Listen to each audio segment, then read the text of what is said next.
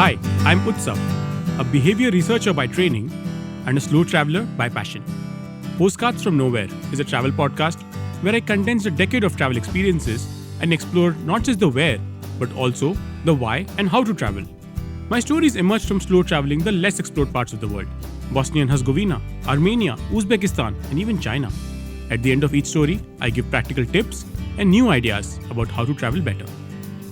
This week, we travel from Luxor in Egypt to Bharuch in Gujarat and discover a lesser known trade route whose key commodity has meaning and consequences for three major religions in the world. Opposite the city of Luxor in Egypt lies the west bank of the river Nile. It's home to a complex of mortuary temples and a tomb, Deir el-Bahari.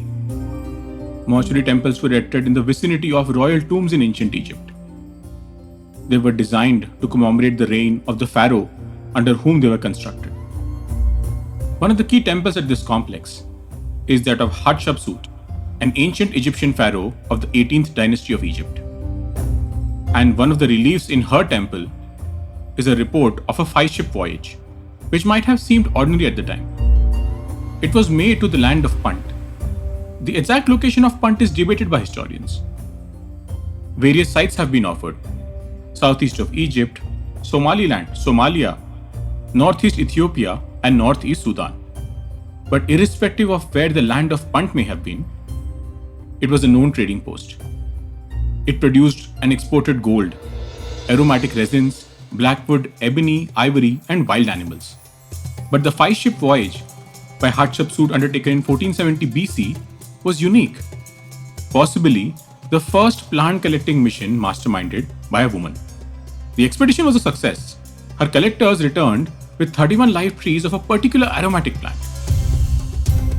Over 4,000 kilometers away from the temple complex of Hatshepsut lies a trading port.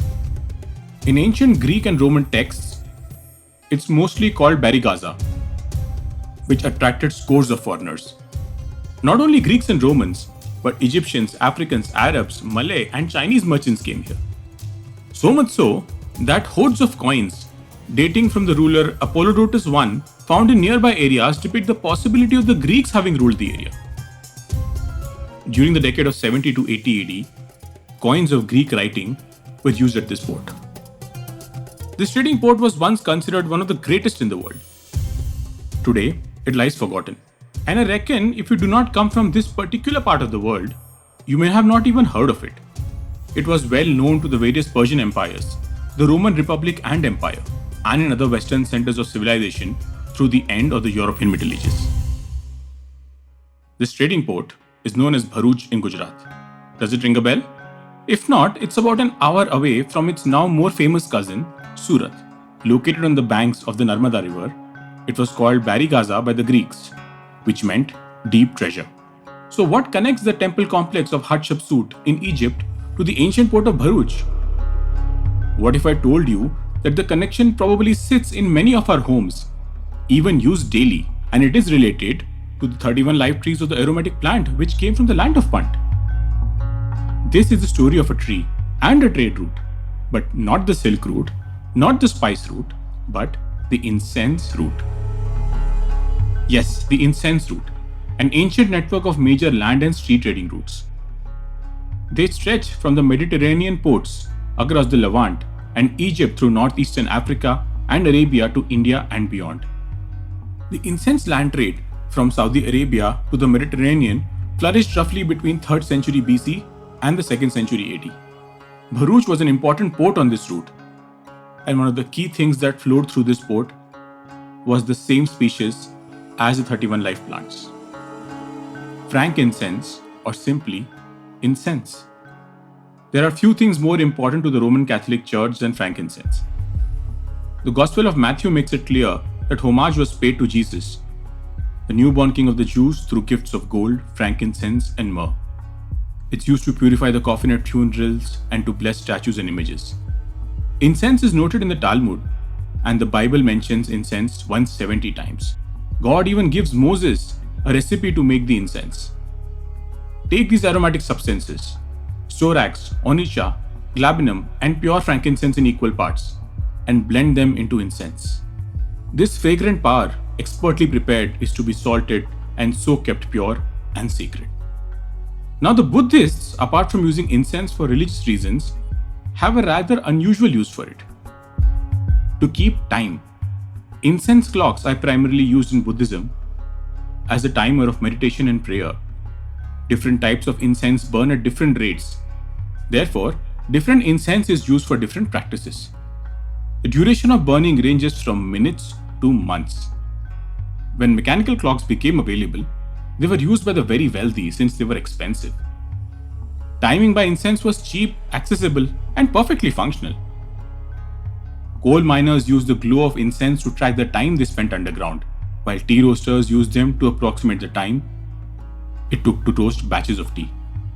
Closer home in Bharuch, on the incense trade route, we too became familiar with it in a very Indian way, through dhoop and agarbatti.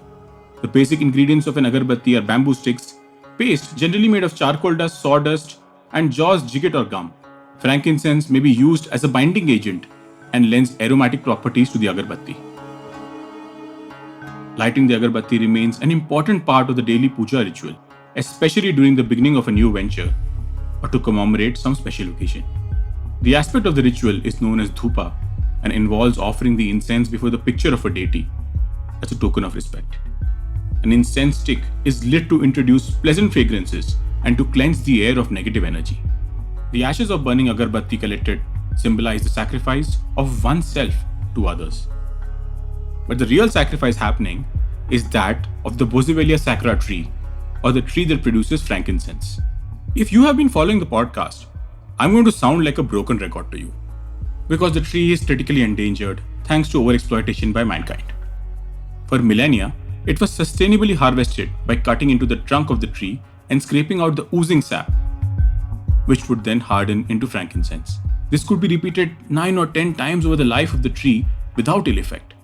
However, over the last decade, overtapping has left many wild populations vulnerable to disease and infestation, and commercially grown trees are on the verge of extinction. An investigation published in July 2019 estimates that the number of frankincense-producing trees would drop by 50% over the next 15 years. Frankincense, which keeps time in incense clocks, could go up in smoke itself. A tree critical to 3 world religions, Hinduism, Christianity, and Buddhism, finds itself at a crossroads, and only a concerted conservation effort could save it. As we make our way through our lives, keeping our own versions of incense clocks, we must remember that we are running out of time faster than we think. If you like this podcast, don't forget to check out other interesting podcasts on the IVM network. You can listen to us on the IVM Podcast app or ivmpodcast.com. You can also follow us on our social media.